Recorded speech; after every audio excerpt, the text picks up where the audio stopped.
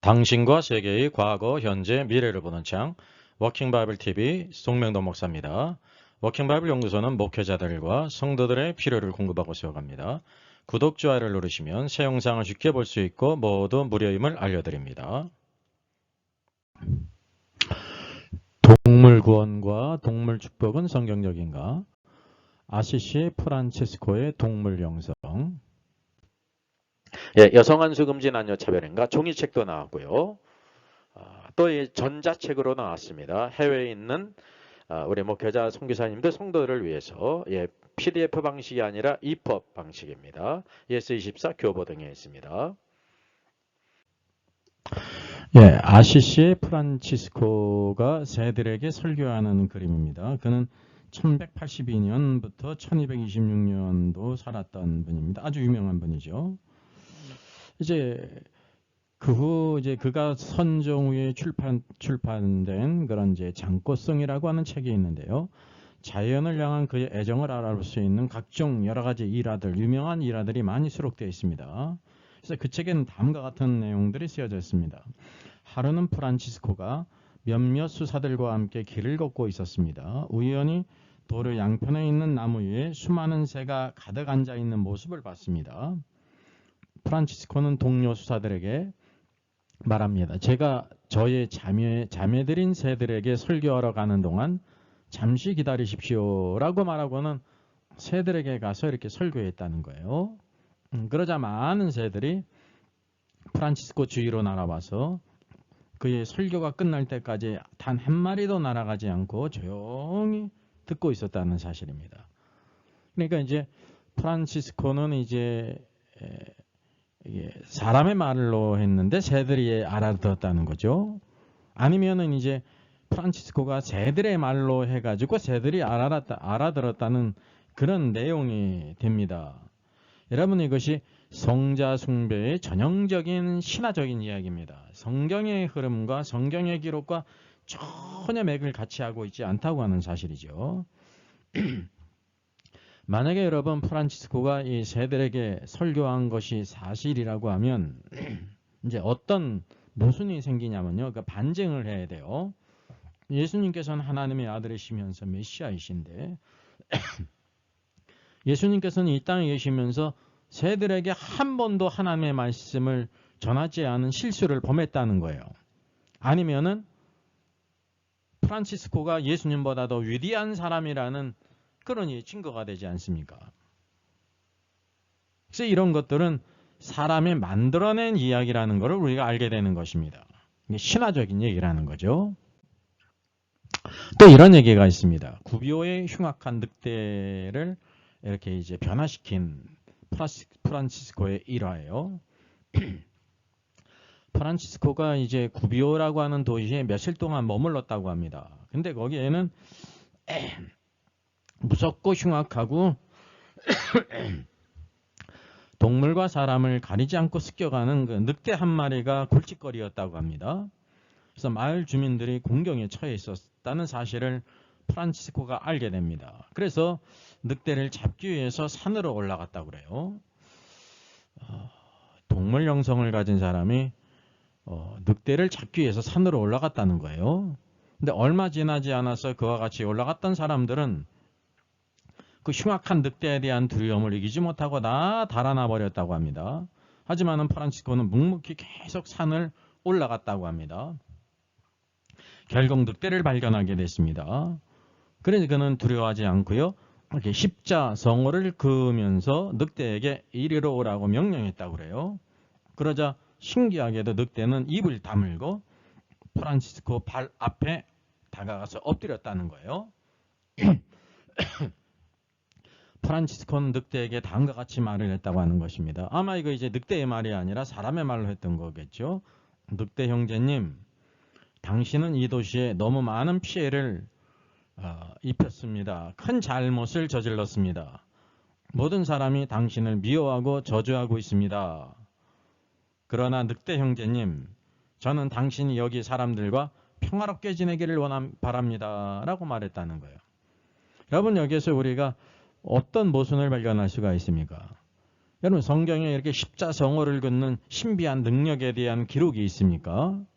여러분 십자성어는 이제 가톨릭의 독특한 이제 외적인 표현인데요. 그것이 마치 신비한 능력이 있는 것처럼 했다는 거죠. 이게 미신적이에요. 성경에는 십자성어를 걷는 것이 없습니다. 그리고 또한 이 늑대에게 뭐라고 했다는 거예요? 늑대를 형제님이라고 불렀다는 거예요. 형제란 말은 뭐냐면 한 아버지에게 태어난 형제를 가리키는 말이거든요. 그럼 늑대를 형제님으로 부르는 것이 참된 영성일까요?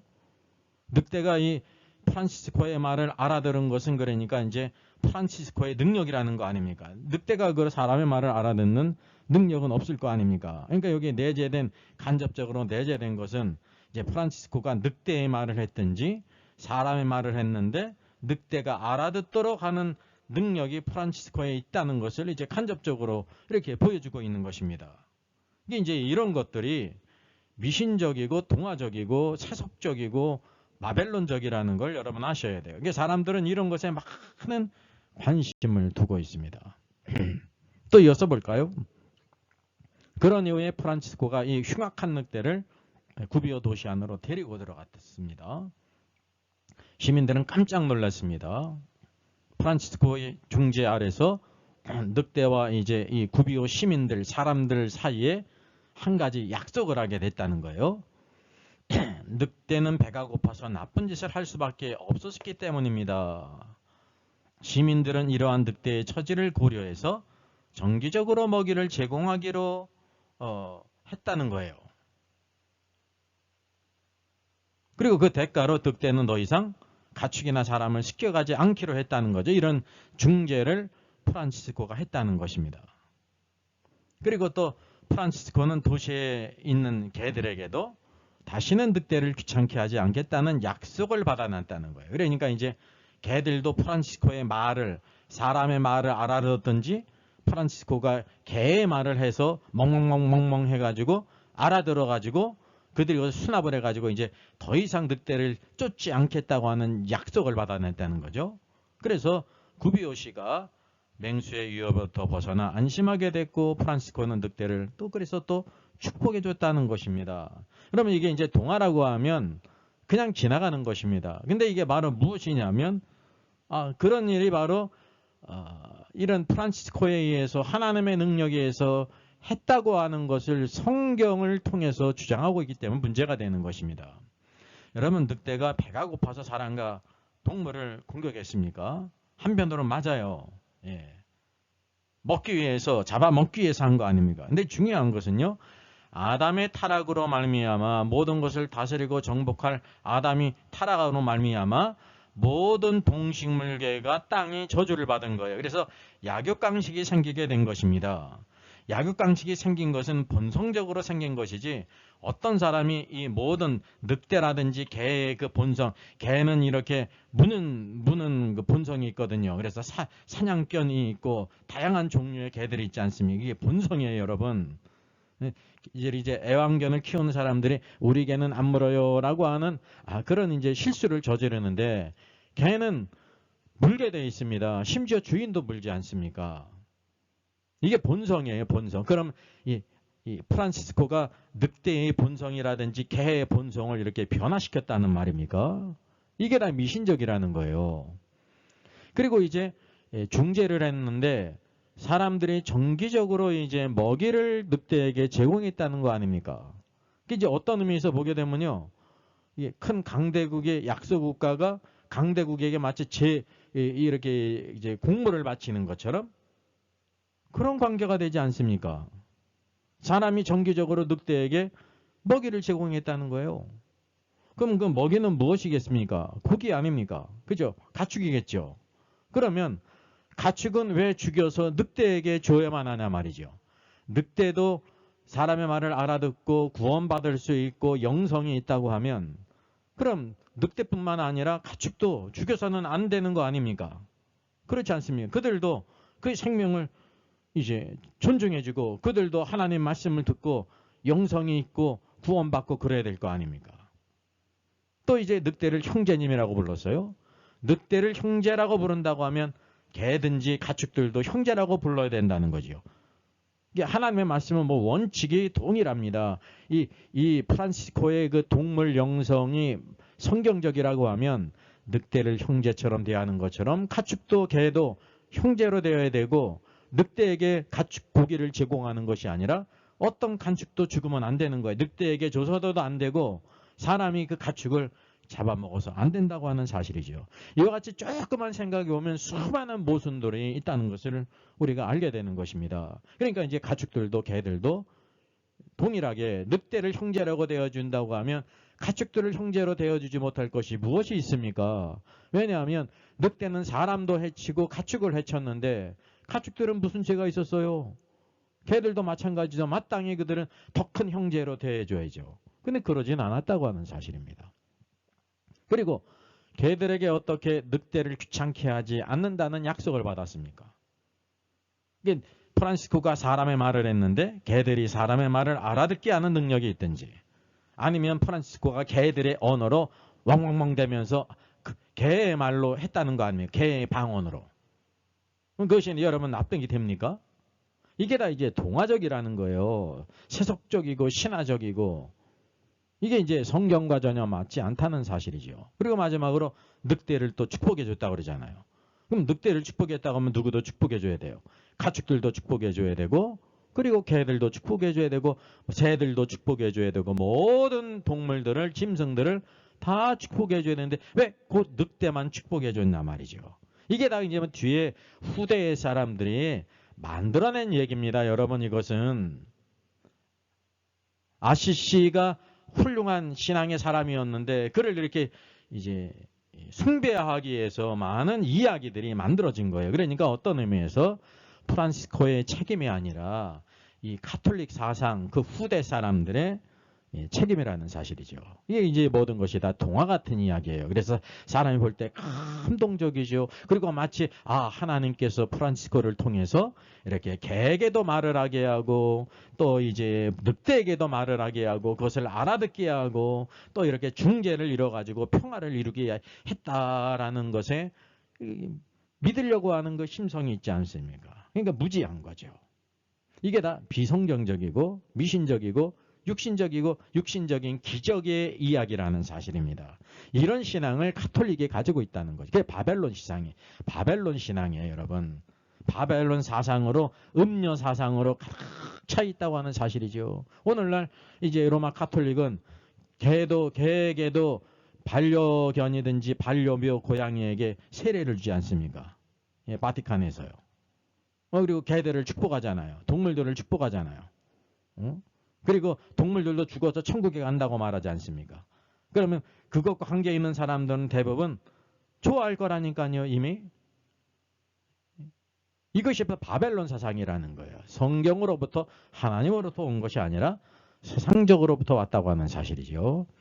그래서 여기 보게 되면 이 아시시의 프란시스코의 이런 동물 영성에 대한 것이요, 여기 동물신학의 탐구라는 책이 있지 않습니까? 여기 장윤재 교수, 이 교수가 번역을 했는데 그 사상을 그대로 이렇게 영향을 받았기 때문에 WCC 한국 지회장을 맡고 있는 것입니다. 이런 책도 번역한 것입니다. 이게 인간만 구원받을 수 있는 게 아니라 동물들도 구원받을 수 있다는 주장을 해요.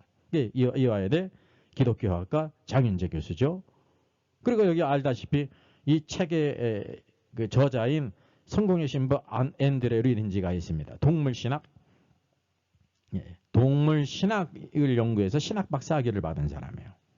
성경과는 전혀 관계가 없는 거예요. 성경을 인용했지만 자의적으로 왜곡해서 동물신학이라는 걸 이렇게 만들어냈습니다. 현대인의 입맛에 맞는 것을 만들어냈습니다.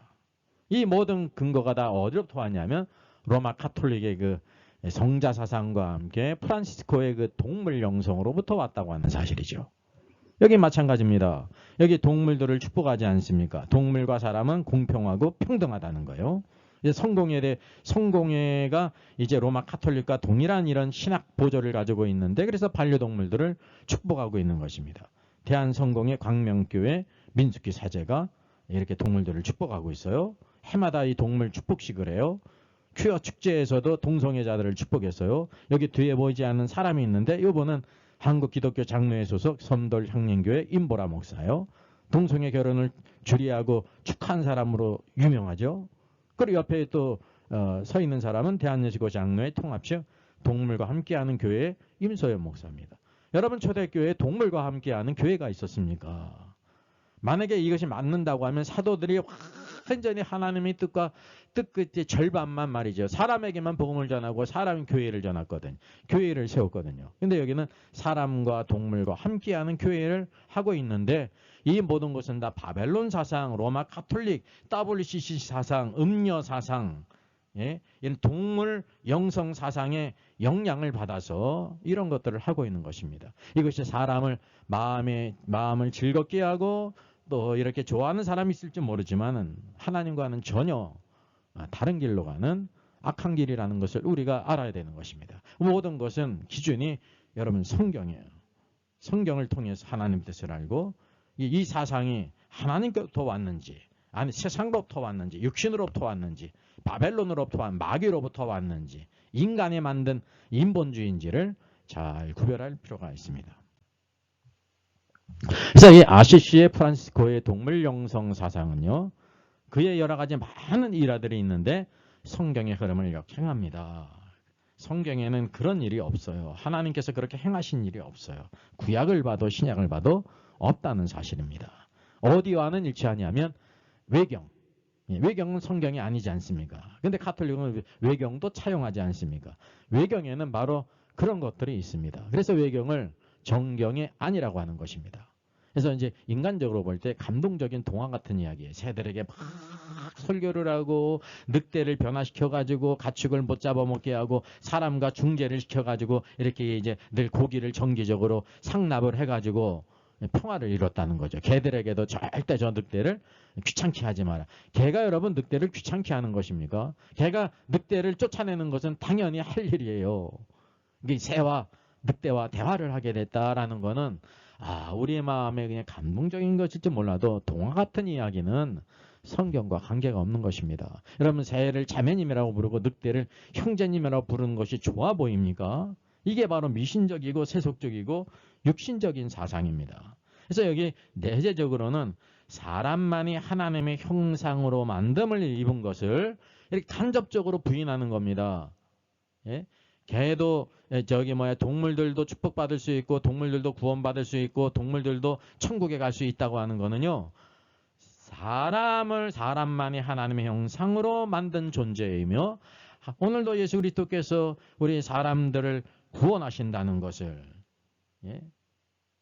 하나님께서는 모든 사람들이 다 구원받기를 원하시고 진리를 알기를 원하신다고 하지 않습니까? 그렇다고 하면 이거 동물 신학이 성경적이라고 하면 뭐라고 해야 돼요?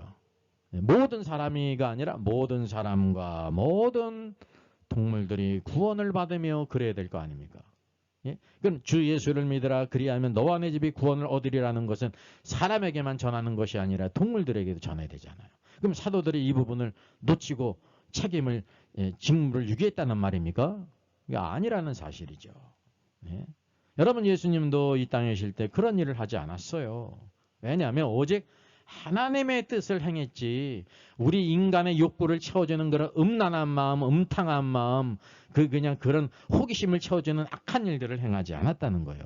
예수님이 돌들로 떡을 만드셨습니까? 오히려 사람이 떡으로만 살 것이 아니에요. 하나님의 모든 말씀으로 살 것이라 합당한 사람 위에 쓰셨다는 것을 우리가 기억해야 될 것입니다. 이 모든 것은 다 성자 숭배 사상과 함께 비성경적인 세속적인 바벨론으로부터 온 음녀 사상의 영향이라는 것을 우리가 잘 분별할 필요가 있습니다. 이게 아시시의 프란시스코의 그런 전개를 보게 되면요. 복음의 열정이 있는 분이었어요. 그래서 이런 동물 영성 사상은 후대 사람들이 그를 이렇게 숭배하기 위해서 만들어낸 얘기라고 하는 사실입니다. 이것을 잘 분별할 필요가 있습니다. 요한계시록 인사이드가 출간됐습니다. 목회자와 성도들의 필독서입니다. 참조하시고요. 교보 알라딘 쿠팡 ES24에서 무료 배송입니다. 저의 저서를 소개해드리겠습니다. 계시록과 다니엘서의 전반적인 조망을 다룬 때를 알라 주님이 오신다가 있고요. 또 구원 탈락인가 거짓 신자인가가 있습니다. 워킹 바이블 정기 세미나 매월 첫 주일에 있습니다. 다음 달은 5월 5일에 있습니다. 신청자 같이 참석할 수 있습니다.